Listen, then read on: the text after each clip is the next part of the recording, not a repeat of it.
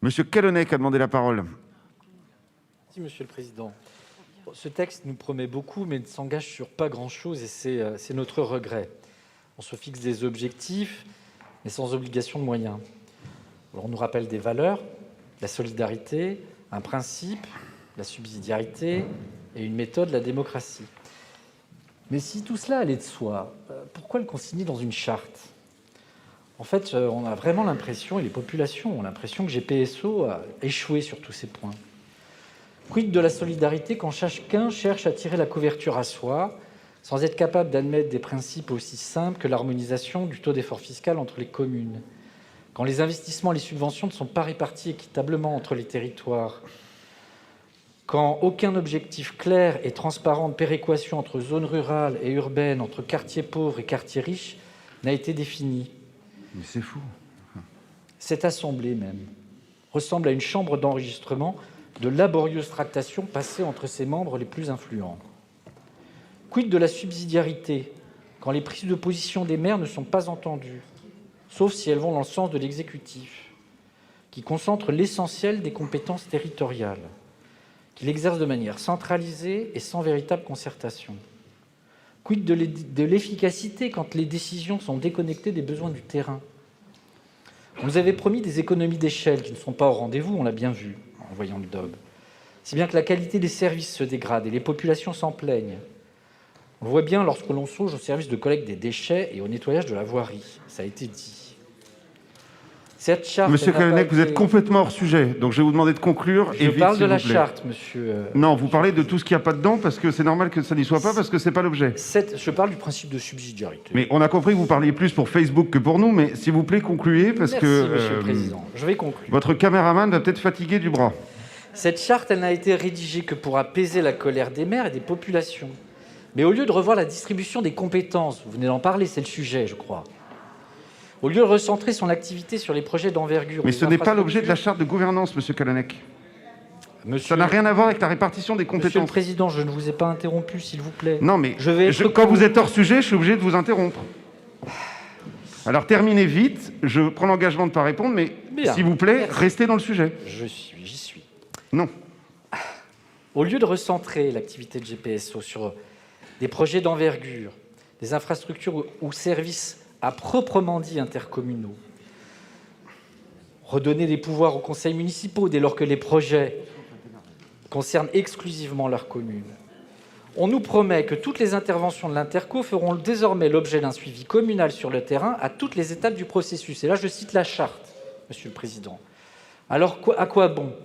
On va flanquer chaque agent de l'Interco d'un agent municipal à chaque fois qu'ils exerceront leur mission ? C'est un aveu d'incompétence. Allons-nous devoir dédoubler le nombre d'agents Je vous coupe la parole dans 10 secondes, monsieur pour Callennec. gérer les compétences de la CU ? Non, bien sûr. Alors pourquoi écrire dans cette charte une chose pareille ? C'est soit un gros mensonge, soit une absurdité. Il aurait fallu organiser le principe de subsidiarité. C'est terminé, monsieur Callennec. Et réaffirmer le principe d'une gestion démocratique et participative. Pour éviter que ne se reproduise... Monsieur Kérignard m'a demandé la parole. Madame Kérignard, excusez-moi, j'étais troublé. Donc, Monsieur le Président, mesdames et messieurs les conseillers communautaires, tout d'abord, sans surprise, notre groupe Territoire et Citoyens de Seine-et-Oise votera pour le pacte de gouvernance. D'autant plus, comme l'a rappelé la vice-présidente, nous avons travaillé pour l'élaboration de cette charte. Et pour autant, on estime qu'il ne faut pas s'arrêter en chemin. On vous avait rappelé, Madame la vice-présidente, que 63 communes avaient voté en faveur de ce pacte de gouvernance. Et d'ailleurs, certaines d'entre elles ont aussi émis un certain nombre de propositions d'amélioration. Et Madame la vice-présidente, vous avez été claire d'ailleurs dès le début du groupe de travail que le temps était très serré, que l'échéance était courte et que ce pacte de gouvernance pouvait d'ailleurs être perfectible. C'est d'ailleurs une des étapes par rapport au projet de territoire. Et d'ailleurs, nous pourrions peut-être tenir en compte justement les différentes propositions qui ont été émises par les élus des conseils municipaux, qui rendraient du coup peut-être notre pacte de gouvernance plus ambitieux pour notre territoire, qui prendra en compte justement la diversité de l'identité de ce territoire et d'ailleurs aussi les enjeux. Nous pourrions aussi peut-être intégrer ces propositions, parce que c'est une manière d'ailleurs d'associer les élus locaux, les élus des conseils municipaux, et peut-être d'ailleurs de renforcer ce lien entre l'échelle municipale et l'échelle communautaire, et d'ailleurs de faire des conseillers municipaux de véritables ambassadeurs pour notre communauté urbaine. Donc notre groupe propose donc qu'un groupe de travail, sur le modèle de celui d'ailleurs du groupe de travail pour l'élaboration de ce pacte de gouvernance, soit constitué pour étudier les amendements proposés par les élus des conseils municipaux, de manière à ce que une nouvelle mouture de ce pacte puisse être présentée à la conférence des maires avant l'été, et l'idée étant ensuite qu'à la rentrée de septembre, de soumettre à l'approbation des conseils municipaux cette version améliorée, puis de revenir bien sûr à la fin de l'année vers le Conseil. Je vous remercie de votre attention. Merci Madame Carignard et merci d'avoir été dans le temps imparti. Je ne sais pas si j'ai une autre demande de prise de parole, mais je voulais vous dire, on vient de le voter. Donc, enfin, on va le voter aujourd'hui. Donc, décider dès maintenant de la mise en place d'un groupe du travail pour qu'avant l'été, on l'amende.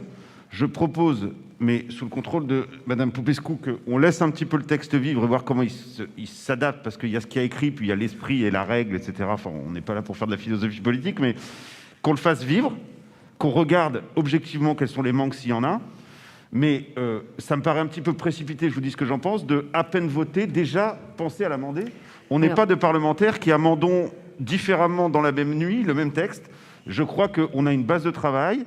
Il y a sans doute des améliorations à apporter, mais je trouve un petit peu tôt pour faire ça.